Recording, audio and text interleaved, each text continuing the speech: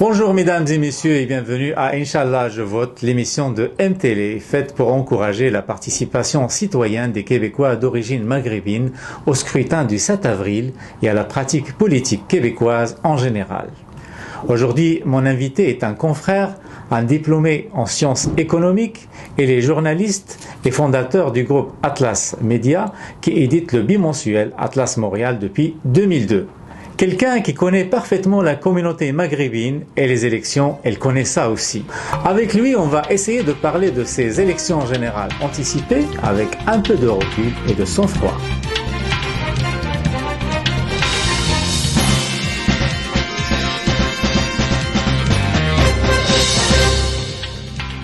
C'est Abdelghani Dadès, bienvenue au studio de MTélé. Merci de ton invitation, Abdou. Bienvenue. Alors on va commencer par d'abord une petite évaluation de ces élections parce que vous en avez vu d'autres. Est-ce que ces élections-là, particulièrement, ont une saveur spéciale ? Écoutez, toute forme de consultation populaire, où qu'elle se passe dans le monde et à n'importe quel moment de l'histoire de l'humanité, est spéciale. Parce qu'une élection se fait à un moment précis de l'évolution d'une société pour répondre à une interrogation, à des interrogations, à des préoccupations et de la classe politique et de la population. Et donc, à chaque élection, sa spécificité et sa spécialité, et celle-ci n'échappe pas à la règle. Et est-ce que ça n'arrive pas dans un contexte un peu particulier ? Est-ce qu'il y avait d'autres contextes du genre auparavant ? Des contextes spécifiques et particuliers, oui, toujours, comme je l'ai dit. Mais celle-là a ceci de particulier qu'elle se situe dans un moment de l'histoire de l'humanité où on penche beaucoup à droite. Partout à travers le monde, dans les pays occidentaux où on voit la multiplication des mouvements d'extrême droite et leurs succès électoraux, même on l'a vu en France, par exemple, en Grèce, partout ailleurs. En Grèce avec Côte Dorée, où il a fallu, en Norvège, en Hollande, aux Pays-Bas, un petit peu partout à travers le monde, on a ce mouvement de balancier. Et même les mouvements de repli religieux qu'on observe dans des pays qui nous sont plus familiers participent de cette logique de repli conservateur. Et au Québec, donc, il y a ce mouvement vers la droite, vers l'identité nationale, qui obéit peut-être à un calcul politique chez un parti ou chez plusieurs partis, mais qui répond aussi à une aspiration de certaines tranches de la population. Et donc effectivement, c'est cet aspect, cet accent mis sur l'identité, sur les valeurs, qui est la marque dominante de cette élection. Très bien. Et justement, j'ai envie de savoir, à votre avis, quel serait l'avenir de l'immigration à l'ombre de ce que subissent les minorités en ce moment ? Bien, ce que subissent les minorités n'est pas nouveau. Ni au Québec, ni dans les mouvements où il y a eu une histoire migratoire. Chaque nouveau flux migratoire amène des spécificités qui ne sont pas forcément bien reçues par les populations plus anciennes. Ça se voit partout. On l'a connu dans un pays que nous connaissons bien, le Maroc, avec l'immigration subsaharienne, qui vient de connaître heureusement un début de solution. On l'a vu au Québec à travers l'histoire du Québec. Quand les premiers immigrants italiens sont arrivés, ils n'ont pas été reçus comme des messies. Tout à fait. Quand au plan des valeurs religieuses, quand l'immigration irlandaise a commencé, les Irlandais n'étaient pas reçus comme après leur messe tous les dimanches, il y avait de grosses bagarres sur les parvis des églises. On a du mal à imaginer ça. Ben oui, mais c'est pas si lointain que ça. C'est pas si lointain que ça. Et donc aujourd'hui, ça se fait moins violemment, heureusement, parce qu'il y a une violence qui est différente. Sur les réseaux sociaux, physique. entre autres. Oui, qui n'est pas physique. Il y a une violence par rapport à une communauté, à une origine culturelle du mouvement migratoire le plus important qui se trouve être la communauté maghrébine. Et donc il y a ça. Ceci dit, est-ce que le repli sur les valeurs qu'on observe dans d'autres segments de la population québécoise sont dus uniquement à ce refus de l'autre, ou est-ce qu'il y a d'autres motivations ? C'est ça qu'on aimerait comprendre dans certains mouvements politiques, dans certains discours politiques qui sont devenus des discours de campagne. Oui, tout à fait. Et à votre avis, est-ce que ça serait judicieux d'augmenter, de réduire ou de maintenir le nombre d'immigrants? Il y a une approche que j'aime pas beaucoup, qui est une approche tout à fait économique de l'immigration. Le Québec a une population vieillissante, comme beaucoup de pays d'Occident. Et donc, ces pays n'ont pas d'autre choix pour combler leur déficit migratoire que l'immigration. Et donc, je ne pense pas qu'un débat, quel qu'il soit, quels qu'en soient les objectifs, quels qu'en soient les tenants et aboutissants, y compris s'il s'agit de valeurs, puisse être assez prégnant pour infléchir les niveaux migratoires les plus souhaitables pour assurer l'avenir démographique du Québec. Et ça pourrait éventuellement, freiner un peu les ardeurs de ceux qui rêvent de venir au Québec quand ils voient, par exemple, tout ce qui se passe en ce moment. Vous savez, je me demande dans quelle mesure les débats qui ont lieu en marge de la campagne ont un écho à l'extérieur. Ils ont un écho dans des pays qui ont les mêmes problèmes. Les pays où on s'interroge sur l'identité. Il y a un écho. Sinon, je ne pense pas que... Parce que les motivations des migrations, elles ne sont pas dues uniquement à ce qu'on va trouver devant soi, mais aussi à ce qu'on peut réaliser. Le rêve, il est autrement plus enraciné. Tout à fait. Et donc, ceci dit, il y a aussi une politique migratoire au Québec qui se traduit par l'élaboration de plans triennaux.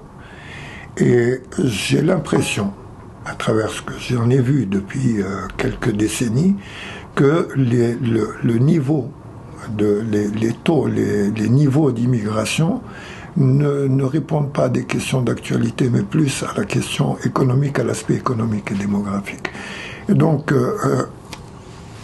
et puis aussi des moyens que l'État peut mettre dans l'encouragement de ces immigrations. Et donc, je pense que quand on aura le débat sur le prochain plan triennal, on devrait voir où va le vent. Exactement. Alors, donc, on ne pensait pas que le climat négatif en ce moment pourrait briser un peu le lien de confiance mutuelle entre le bassin maghrébin, le bassin d'immigration maghrébine et le Québec. Donc, de part et d'autre, je veux dire. Pas le Québec. Peut-être certains partis politiques. Mais sur des raisons totalement subjectives. Mais bon, c'est la perception qu'on reçoit, c'est les échos. Non, un bris de confiance, il est surtout au niveau des déceptions après l'installation.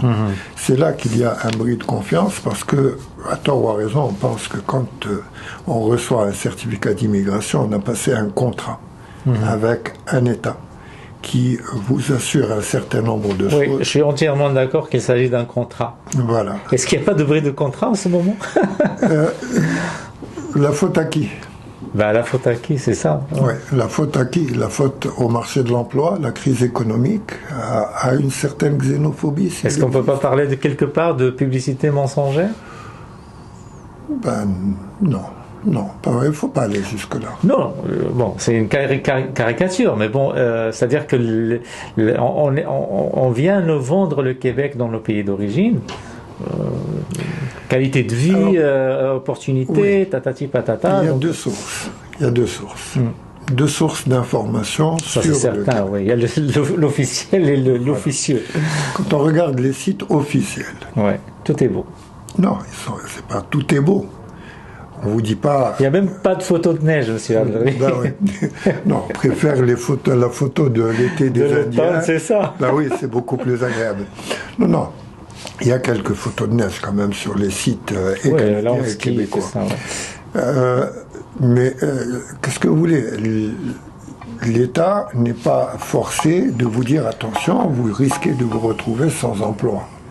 En revanche, à ceux qui lisent attentivement les clauses et conditions du contrat, on voit bien qu'il y a des ordres, que certaines conditions s'appliquent. L'État En revanche, quand les gens font affaire avec un consultant qui mène une activité lucrative, qui a besoin de convaincre un maximum de clients d'acheter sans garantie de résultat à son niveau, lui, il peut. Qu'est-ce qu'il vous vend? Mais c'est du rêve. En plus, il y a aussi. Lui, c'est qu'un facilitateur. Non, mais il y a aussi la responsabilité du candidat. Ça, c'est certain. C'est-à-dire que maintenant, et surtout, moi, je reviens à cette responsabilité-là, par exemple, pour les cas des pharmaciens, des ingénieurs, etc., des médecins qui viennent ici, qui se retrouvent chauffeurs de taxi. Il y a une part de responsabilité, à mon avis, qui leur incombe, parce qu'un ingénieur ne peut pas se permettre de ne pas connaître la réalité du marché de l'emploi. D'autant plus que l'information est accessible. Absolument. Et en plus, chaque foyer, enfin, dans le réseau de chaque Marocain, il y a certainement, de Maghrébins, il y a certainement des amis qui sont déjà sur place. Mais il y a un autre élément sur lequel il faudrait réfléchir. C'est que dans les pays de départ, la plupart des gens considèrent que au moment où ils ont obtenu leur IMM 1000, c'est fini, ils ont atteint leur objectif. Et ils arrivent absolument sans aucun plan migratoire. N'ont absolument pas réfléchi à ces choses-là, alors, comme vous le disiez, que l'information est accessible.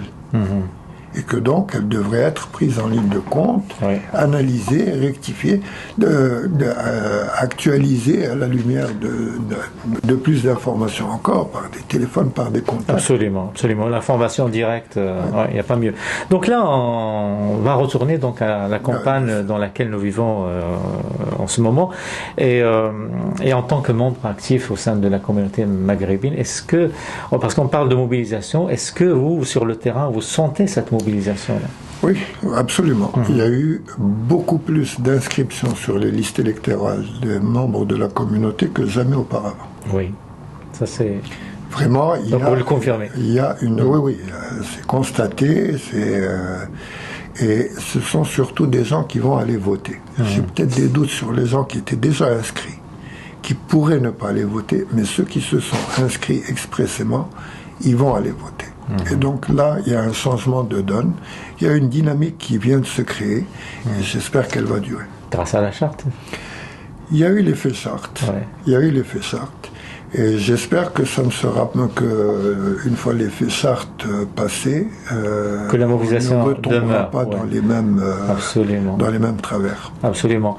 Alors, c'est Abdrani, le 28 mars, donc le vendredi dernier, MTL s'est joint à la publication, à votre publication Atlas Montréal, pour organiser une rencontre citoyenne donc, qui a réuni différents candidats de différentes parties, avec des membres dynamiques de la communauté maghrébine.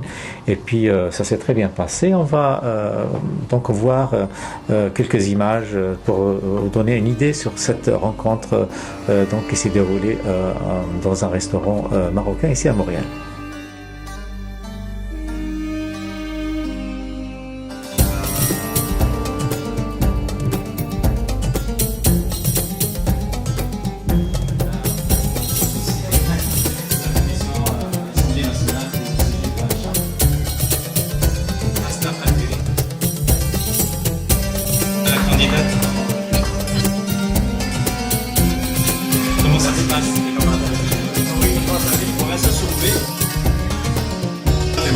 Au nom du Québec solidaire, au nom décennie qui était au Québec.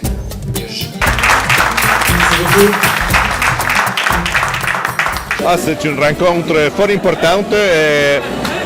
Je remercie les organisateurs de la soirée d'avoir organisé cette soirée. Ça a permis à différents partis politiques de s'adresser à la communauté, exposer leurs points de vue et aussi exposer les différences. La politique, c'est ça, exposer nos propositions et aussi faire en sorte d'exprimer qu'est-ce qui nous différencie et pour que les gens puissent faire un choix éclairé. J'ai trouvé essentiel parce que, surtout pour cette élection-là, la communauté maghrébine doit avoir des réponses des politiciens qui se présentent, essentiellement à cause de la Charte des valeurs. Donc, je vous remercie d'ailleurs les organisateurs d'avoir fait ça. Ça a permis de venir livrer le message. Malheureusement, il manquait le Parti québécois qui est un acteur clé là-dessus. Ça aurait été important, je pense, qu'il soit là pour répondre aux interrogations légitimes de la communauté. La rencontre rencontre était très constructive, il y a eu des échanges intéressants et je suis contente de voir que tous les Maghrébins s'intéressent à la politique et à l'avenir du Québec.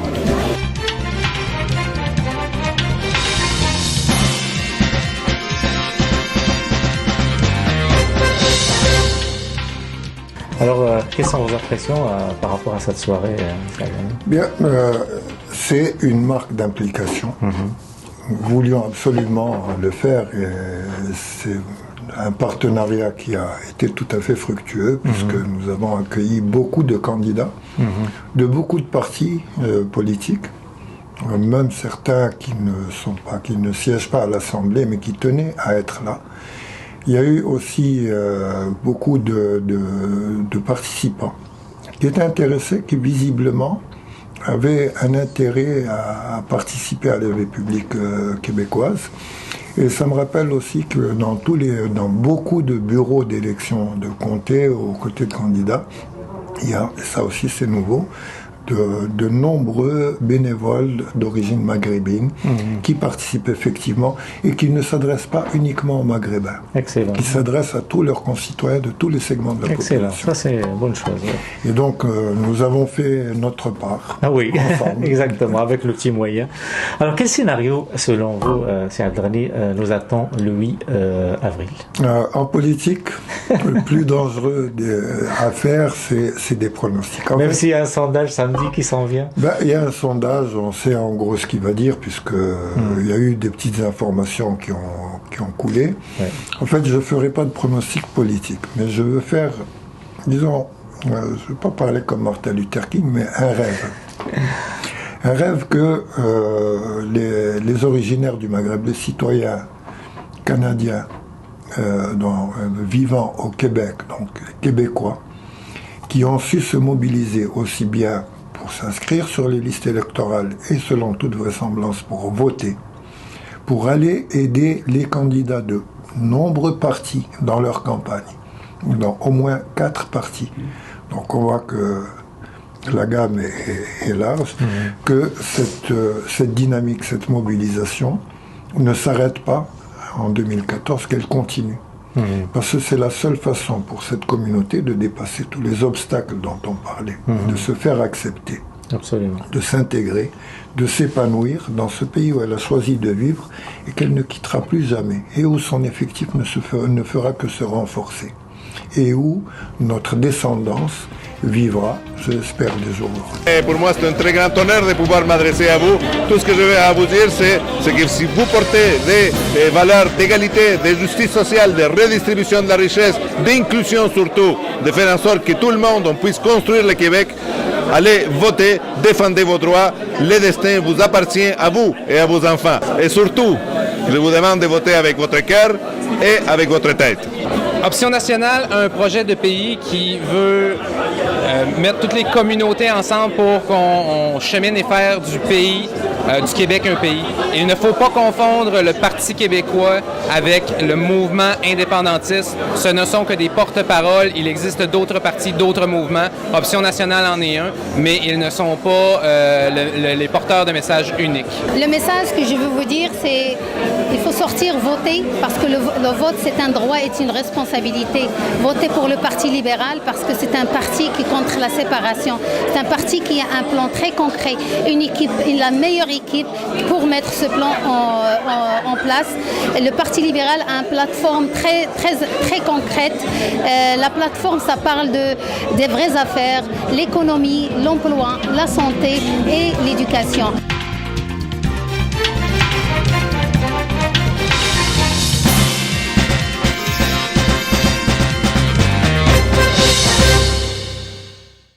Un petit message direct à la communauté pour d'abord l'échéance immédiate, c'est le 7 avril.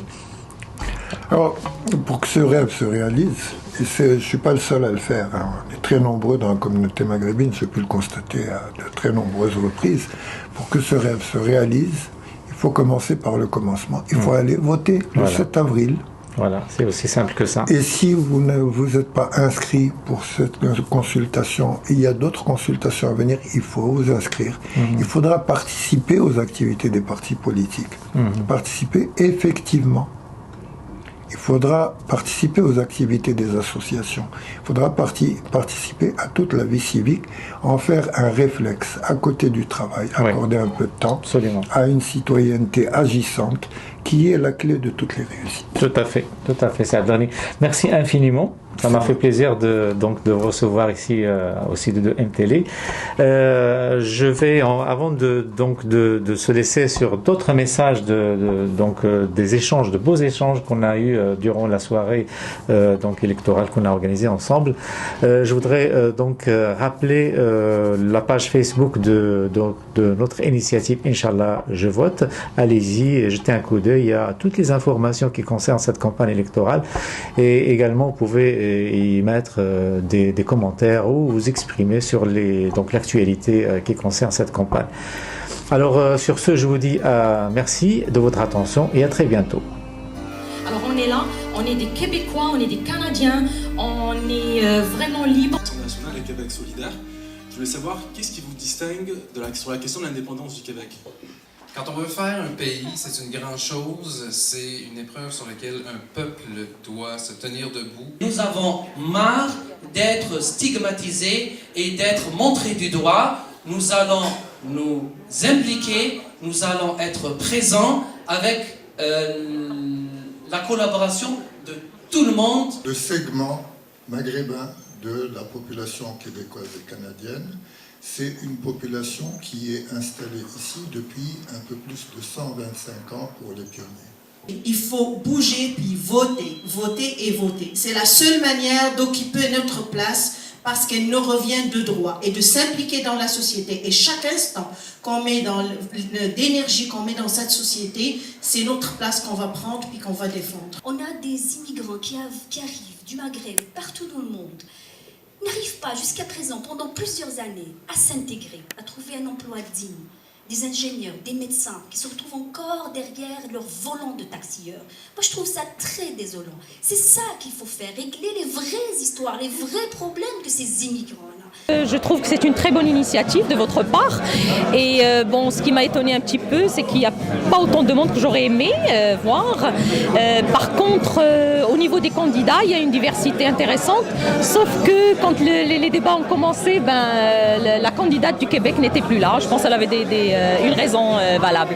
Mais franchement, c'est excellent comme initiative. En fait, mon message était simple et concis. C'est que nous, les Maghrébins, on devrait vraiment sortir et nous faire montrer et parler, nous faire voir, parce qu'on est franchement très compétents, on est des gens avec des personnalités extraordinaires, on a énormément à partager, et je me rends compte qu'une fois arrivé au Québec, on s'est exclu de toute la scène, qu'elle soit politique ou sociale, et franchement ce pays et cette province particulièrement est extraordinaire pour qu'on puisse s'exprimer, et on a la chance de nous exprimer. Donc allons-y, faisons quelque chose, mais soyons solidaires. Franchement, soyons solidaires et allons vers le positif, et ne nous perdons surtout pas dans les détails, parce qu'il y a eu dernièrement beaucoup de problèmes avec l'histoire de la charte, et en fait ça a un peu réussi au Parti québécois, parce que ce qu'ils voulaient, c'est nous entraîner dans ce domaine-là, et on n'avait pas à s'y faire. Il fallait vraiment continuer notre chemin et leur montrer que tout ça n'est pas vraiment intéressant pour nous, ni valable pour nous, qu'on est des Québécois et qu'on va tout faire pour percer au Québec. La soirée, elle était extrêmement intéressante, parce que là, on a parlé vraiment des vraies affaires. Il y en a des Maghrébins qui ont exprimé leur frustration et aussi leur point de vue et leurs opinions. La soirée, pour moi, elle était réussite. Bravo. Les Maghrébins, ils font partie intégrante, ils font partie de la société québécoise, et ils doivent absolument aller voter en masse s'ils veulent vraiment protéger leurs propres intérêts, y compris protéger leurs emplois et leur dignité.